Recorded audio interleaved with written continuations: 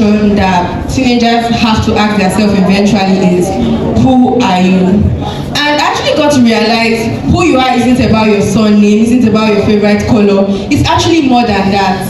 It's more about identifying your passion. At this point in my life, I can boldly say I'm a model, I'm a content creator, and I'm also a public speaker. So guys, who are you?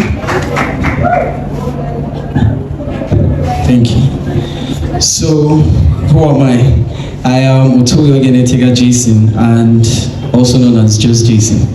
And I'm a content creator, public speaker, and well, a videographer slash a video creator. And these things that I have listed, I'm not just listing them. I know how I am going to impact the world with these things. And finding yourself basically is not an easy task. And we seated here today, I can acknowledge that fact that we have been on the journey of finding ourselves. And out of the 100%, I can guarantee you that we found 70% of ourselves. It wasn't easy. We took out our time. So the big question, like she asked, is who are you? And the question that we are going to ask you guys today, of which we are going to answer for you all, is how to find yourself. Basically, as a young person, as a young guy growing up, the only thing that I can say, a major factor that helps me in finding myself today was my circle. First of all, before my circle, I can say I was engrossed in the right information. When I came to the master's place, that was when my turnaround in my life started. And I give God the glory, because to be very honest, the master's place, Pastor Korede and Esther Komade have been so much of good and healthy to my life, and I can acknowledge that fact today.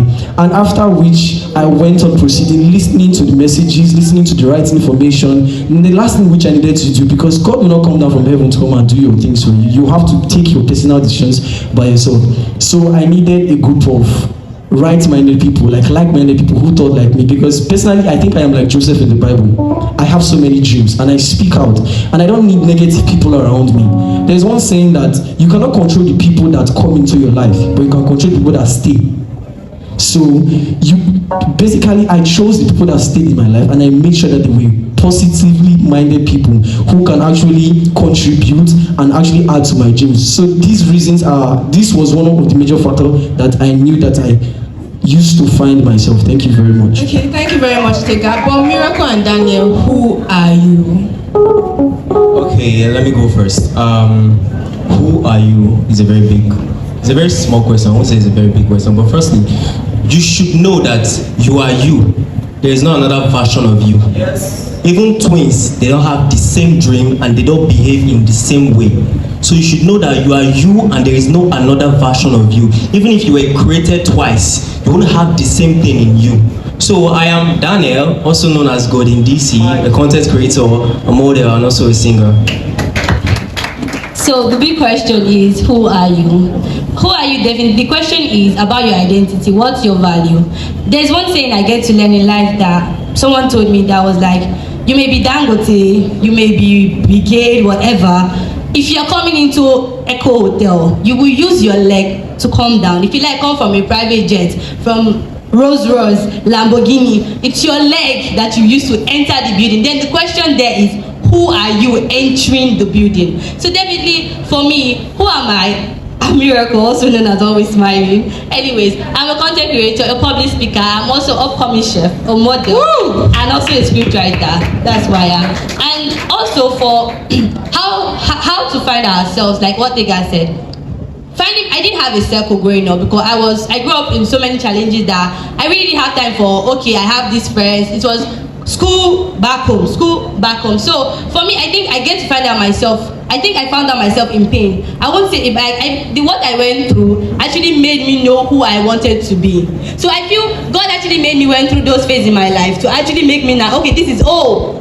So I converted my pain into dreams. In the sense then, when I come into master's place, I was so sure. I was like, okay, I have this specific dream. I came on my own to master's place. I was just 13. So coming into master's place, I was like, okay, should I like the church? I will not like the church. But let me just sit in one service first. So I sat down throughout the service. I was like, even if I travel, I'll come back. I'm here. So moving here, I was proud to say that master's place made me the confident person I am today. I was always known as, and how to accept it. I was more of a talkative growing up, and people were like, "Ah, you talk too much, blah blah blah." But master's place made me realize that I can turn my talkativeness into communication. I can actually talk, because people feel talking is not a skill or is not a talent. Babe, it's actually a talent when you know how to communicate properly with it. So that's how I accepted and actually found myself. How I actually found myself was to change my mindset. I had a very negative mindset, which made me less productive. But immediately I changed my mindset to positive energy. I started to become more productive in the work I do, and I'm happy doing it currently. And I also had to change my circle. When I left secondary school, I did not even know what I want to do in my life, but meeting these people and being in master space actually helped me a lot. If they told me a year ago that I would be sitting here talking to people, I would not believe it. But I'm actually adapting. My passion pushed me to come out from my comfort zone.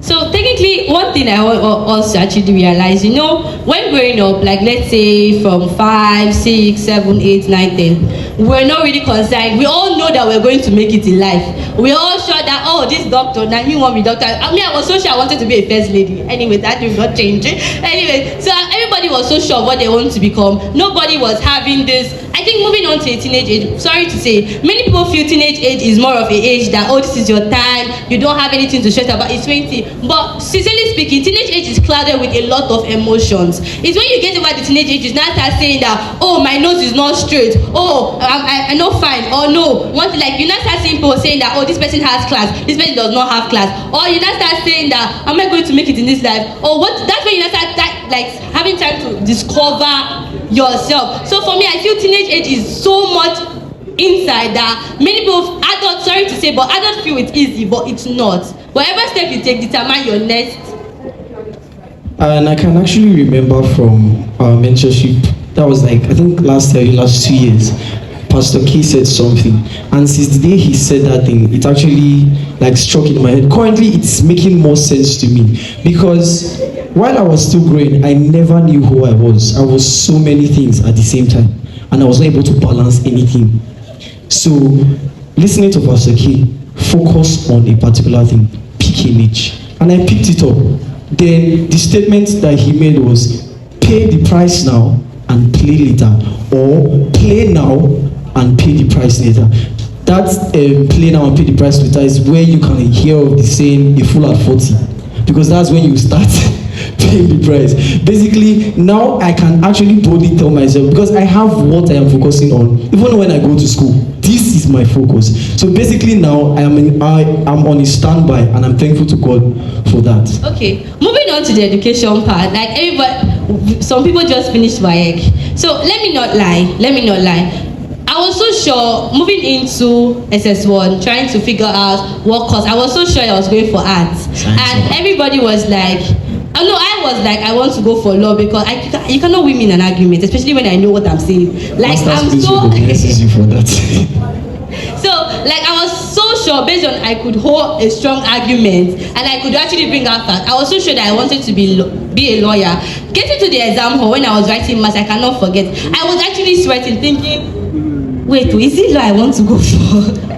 Like, do I really want to go for law? Even going to fill my jam for, the cafe man was like, pick, now creative art, I've been like, pick what you want to go for. We was sitting down there. So I put the law, and I called my sister, and I was like, I went for law, and she was like, you're going to do well. I was like, I really don't want to go for law. Like, there's something in me that really does not want to go for law. Even if everybody tells me I'm meant to go for law. I went to buy change your school form to take that. Basically, this thing that she's saying now, it's actually a big problem. I don't know, Sha, but I hope you guys are actually able to relate to it, because our parents, growing up, our parents have dreams for us.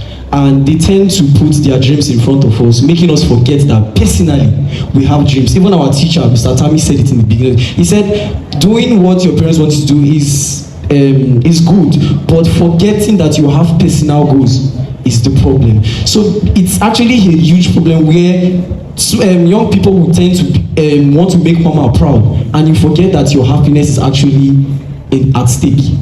Well, it's actually a problem, and sorry to cut you short. I want to add these words to it. I will just leave you guys with this one, so she will continue what she's saying.